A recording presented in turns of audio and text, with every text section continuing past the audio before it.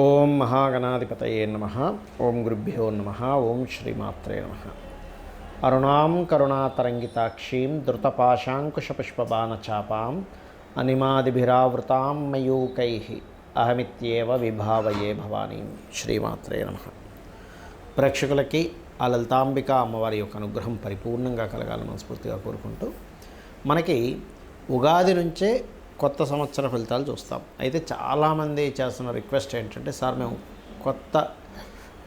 కొత్త సంవత్సరంలో ఏదైతే ప్లానింగ్ ఉంటుందో మేము ఈ సంవత్సరం అసలు ఏమేం చేయాలి, వేటికి బలం ఉంది, వేటికి బలం లేదు, గృహయోగానికి అనుకోండి, లేనట్లయితే వివాహానికి అనుకోండి, ఇన్వెస్ట్మెంట్స్కి అనుకోండి, అసలు గోచారంలో వాటి యొక్క బలాబలాలు ఎలా ఉన్నాయని తెలుసుకుందాం అనుకుంటున్నాం. బికాజ్ ఆఫ్ మాకు కొత్త సంవత్సరం అనేటువంటిది మీరు అన్నట్టుగా ఉగాది అయినప్పటికీ కూడా జనవరి నుంచి మనం మామూలుగా ఆంగ్ల సంవత్సరం చూసుకుంటాం కదా క్యాలెండర్లో ఇటువంటి విషయాలు అందరూ రిక్వెస్ట్ చేయడం వల్ల ఈ సంవత్సరం అనేటువంటి చెప్పడం జరుగుతుంది. బట్ మనది మాత్రం ఉగాదే, గుర్తుపెట్టుకోండి.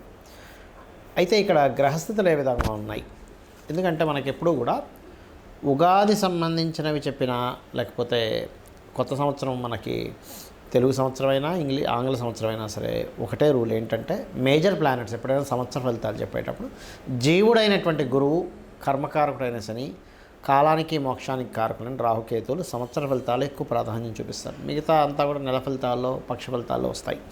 అయితే ఇక్కడ కనుక మనం చూసుకున్నట్లయితే గురువు మిథున రాశిలో ఉంటూ మీకు 6వ నెల నుంచి కర్కాటక రాశిలోకి వెళ్తున్నాడు, జీవకారకుడు గురువు.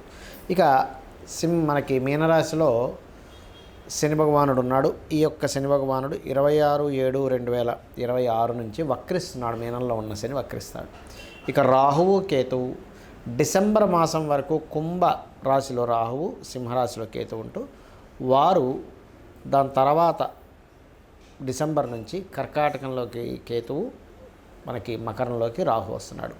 ఈ యొక్క గ్రహస్థితిని అనుసరించి ద్వాదశ లగ్నముల వారికి, లగ్నం తెలియని వారి రాశుల వారికి ఎటువంటి ఫలితములు ఉన్నాయి.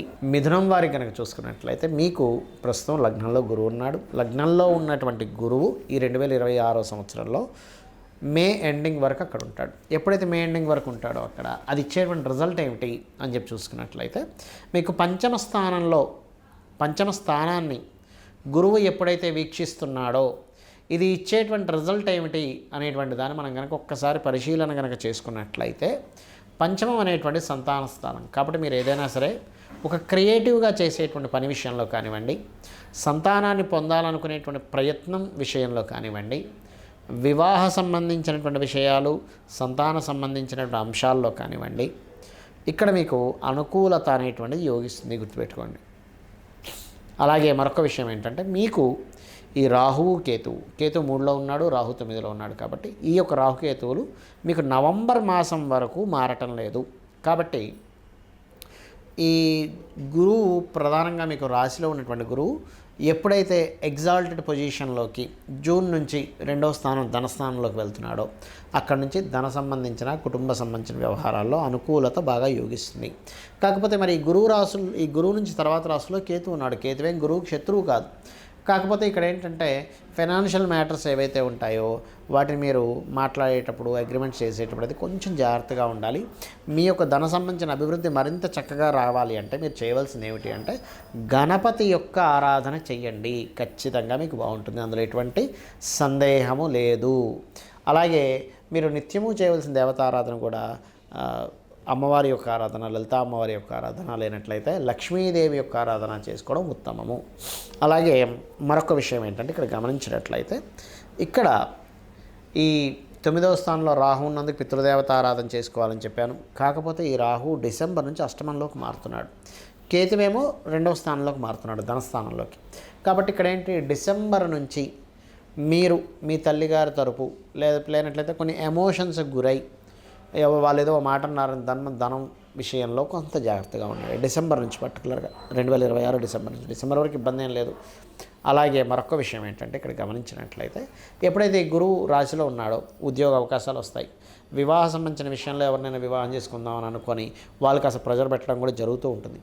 కాకపోతే అష్టమంలో మీకు రాహు డిసెంబర్ నుంచి వస్తున్నాడు. కాబట్టి అక్కడ సంవత్సరంన్నర పాటు, డిసెంబర్ నుంచి సంవత్సరంన్నర పాటు ఉంటాడు. కాబట్టి నెక్స్ట్ ఇయర్ అంటే 2026 డిసెంబర్ నుంచి మాత్రం ఒక సంవత్సరంన్నర పాటు మీరు కొన్ని ఉంటాయి చూసారు, ఎలాగా మనం చూసుకోకుండా ఏదో రోడ్డు దాటడం వల్ల కలిగేటువంటి గాయాలు, లేనట్లయితే కొన్ని చూడండి అష్టమంలో రాహు తిరిగేటప్పుడు ఏంటంటే మనం తెలియకుండానే రోడ్డు మీద ఎవరో ఏదో బలి సంబంధించిన పెట్టేస్తారు. అలాంటప్పుడు వెళ్ళి ఆ నిమ్మకాయలను వాటిని తొక్కడం, వాటి వల్ల ఏదైనా నెగిటివ్ ఎనర్జీస్ మనకు రావడం జరుగుతూ ఉంటుంది. కాబట్టి పెద్దలు వాటిని తొక్కకుండా పక్క నుంచి వెళ్ళిపోవని చెప్తూ ఉంటారు.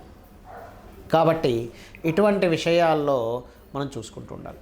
అలాగే మరొక విషయం ఏంటంటే గమనించినట్లయితే ఇక్కడ మీ దశమ స్థానంలో శని భగవానుడు ఉన్నాడు కాబట్టి వర్క్లో కాస్త ఎక్కువ ప్రెజర్ ఉంటుంది. డోంట్ వరీ, ఎక్కువ పని మీకే అప్పచెప్తూ ఉంటారు. అయితే వీటన్నిటికీ కూడా మీరు మీ యొక్క కెరీర్ సంబంధించిన విషయంలో బాగుండాలి, ఫైనాన్షియల్గా బాగుండాలి అంటే ఓం మాణిక్య మకుటాకార జానుద్వై విరాజితాయ నమః అని చేసుకోండి. కెరీర్ పరంగా చాలా బాగుంటుంది.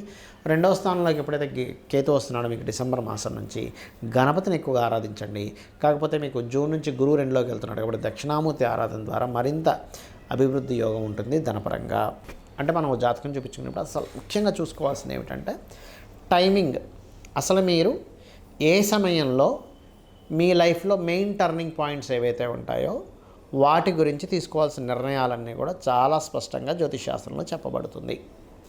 దీనికి మరి ఏమిటి ప్రామాణికం అంటే ఒక జాతకం తీసుకున్నప్పుడు పాస్ట్ జరిగినటువంటివి కొన్ని చెప్తాం, వాళ్ళ ఇంట్లో వాళ్ళ గురించి చెప్తాం. ఎందుకంటే అప్పటి వరకు ఆ వ్యక్తిని చూడలేదు, వాళ్ళ ఇంట్లో వాళ్ళ గురించి తెలియదు. కానీ ఎలా చెప్తారంటే దాన్ని జ్యోతిషశాస్త్రం అంటారు. అయితే మరి ఏమేమి కావాలి మనకి ఇక్కడ ఒక జాతకం చూసి చెప్పడానికి? నేము, డేటు, టైము, ప్లేసు సరిపోతాయి, పర్ఫెక్ట్గా ఉండాలి ఇవి తీసుకున్నప్పుడు మరి ఏమిటి ఉపయోగము? ఎందుకంటే జాతకం వల్ల ఏమిటి ఉపయోగం చాలామందికి సందేహాలు ఉన్నాయి. ఇప్పుడు మీరు స్ట్రెంగ్త్గా ఉండాలి, లైఫ్లో చాలా స్ట్రాంగ్ అవ్వాలి. లగ్నము పాడైతే మనిషి స్ట్రాంగ్ ఉండడు. ఒక్కోసారి పాపగ్రహ సంబంధాలు, పాప ఫలితాలు ఇచ్చే సంబంధాలు ఉన్నప్పుడు మరీ విపరీతమైన స్ట్రాంగ్ కూడా అవుతాడు. బట్ ఎందుకు అలా ఉందని చెప్పేది మీ లగ్నం చెప్తే. చాలామంది చూడండి, ఎంతో కష్టపడుతున్నానండి, నాకు డబ్బులు రావట్లేదు, ధన సంబంధించిన విషయంలో చాలా ఇబ్బంది పడుతున్నాను, నాకేమిటి అని ఇబ్బంది పడుతూ ఉంటారు. అటువంటి అప్పుడు మీరు మీ ధనాధిపతి ఎక్కడున్నాడు, 12 లగ్నాల్లో ధనాధిపతి ఎవరు, ఎక్కడున్నారు, మీకు అసలు ధనయోగం కలిగించేటువంటి వృత్తులేమిటి, వ్యాపారాలు ఏమిటి అనేటువంటిది మీ సెకండ్ లార్డ్ చెప్తాడు. అందుకని మీ ధనాధిపతి ఎవరో తెలుసుకోవాలి. దానికోసం జ్యోతిషశాస్త్రాన్ని మీరు తెలుసుకోవాలి. అలాగే ఒక్కొక్కసారి ఏమవుతుంటుందంటే మనం ప్రయత్నం చేస్తుంటాము, కానీ ఎన్ని ప్రయత్నాలు ఎంత నిజాయితీగా ఎంత ధర్మబద్ధంగా ఉన్నా మన ప్రయత్నం సక్సెస్ అవ్వదు. అర్థం కాదు ఏమిటి అసలు దేవుడు ఉన్నాడా లేడా, నేను ఆలయానికి వెళ్ళానండి అంటే. ఇక్కడ నేను అనేది ఏంటంటే, నేను చిన్న ఎగ్జాంపుల్ చెప్తాను. మీకు ఒక క్యాండిల్ వెలుగుతుంది, ఆ క్యాండిల్లో వెలుగుపెట్టారు, కాలుతుంది. దేవుడు ఉన్నాడా లేడా నాకు కాలడం ఏమిటి అంటే దాని ధర్మం అది చేస్తూ ఉంటుంది. అగ్ని యొక్క ధర్మాన్ని అగ్ని పాటిస్తూ ఉంటుంది. మీరు క్యాండిల్లో వెలిపెట్టి అయ్యో నాకు కాలిపోయింది, దేవుడు ఉన్నాడు లేడా అనుకుంటే ఇది ఎలా ఉంటుందంటే షేర్ మార్కెట్ మీకు పనికి రాదు అని అనుకున్నాం. వెళ్ళి షేర్ మార్కెట్లో డబ్బులు పెట్టాం, పోయింది.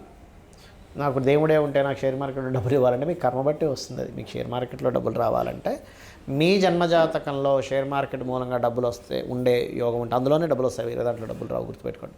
లేదంటే స్కూల్స్, కాలేజెస్, టీచింగ్ ద్వారాలో అప్పుడు గురువు ఇస్తాడు. మెడికల్ రంగాల్లో రవి ఇస్తాడు. మానసిక సంబంధించిన ఫుడ్ రిలేటెడ్ చంద్రుడు ఇస్తాడు. ఇలా ఒక్కొక్క దానికి ఒక్కొక్కటి ఉంటుందనే విషయం మీరు అర్థం చేసుకోవాలి.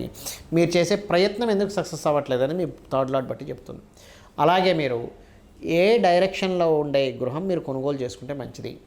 ఎందుకంటే అన్ని దిశలు మంచివే, ఏ దిశ చెడ్డదనేటువంటిది లేదు. అలా చెడ్డదైతే పడమర దక్షిణమే చెడ్డదైతే మరి ఆ పరమాత్మ పడమర దక్షిణమే సృష్టించకూడదు, 2 దిశలే సృష్టించాలి. తూర్పు ఉత్తరమే సృష్టించాలి, పడమర దక్షిణం సృష్టించకూడదు, గుర్తుపెట్టుకోండి. మరి దక్షిణ పడమరాలు ఎందుకున్నాయి, నైరుతి ఎందుకుంది అంటే ఒక్కొక్క దిశకు ఒక్కొక్క ఎనర్జీ ఉంటుంది. ఆ రకంగా మీ పేరులో ఉండే మొదటి అక్షరాన్ని తీసుకొని మీరు అసలు ఏ దిశలో ఉండాలి, మీ జన్మజాతకంలో ఉండేటువంటి రాహుకేతువుల యొక్క స్థితిగతిని బట్టి, శుభగ్రహాలు పాపగ్రహాలు ఉండేటువంటి స్థితిగతులను బట్టి మీరు ఏ డైరెక్షన్స్లోకి వెళ్ళి ఉంటే మీ లైఫ్, మీరు పడుతున్నటువంటి కష్టానికి సరైనటువంటి ఫలితం వస్తుంది అనేటువంటిది వాస్తుపరంగా జాతకపరంగా చూసి చెప్పుకోవచ్చు.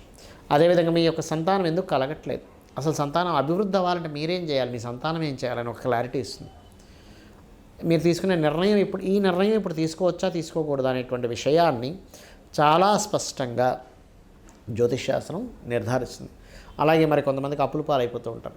అసలు ఎటువంటి వాటి మూలంగా అప్పుల పాలు అవుతారు? బిజినెస్ వల్ల అవుతారా, ఫ్రెండ్స్తో లగ్జరీగా వెళ్ళడం వల్ల అవుతారా, లేనట్లయితే పర్టికులర్గా మీరు గమనిస్తే కనుక ఒక్కొక్కసారి ఎవరికో డబ్బులు ఇస్తారు, అప్పు చేసి వాళ్ళు ఏదో గవర్నమెంట్ జాబ్ ఇప్పిస్తారనో, అలాంటి వాటి వల్ల అవుతారా అనేది చాలా స్పష్టంగా ఉంటుంది.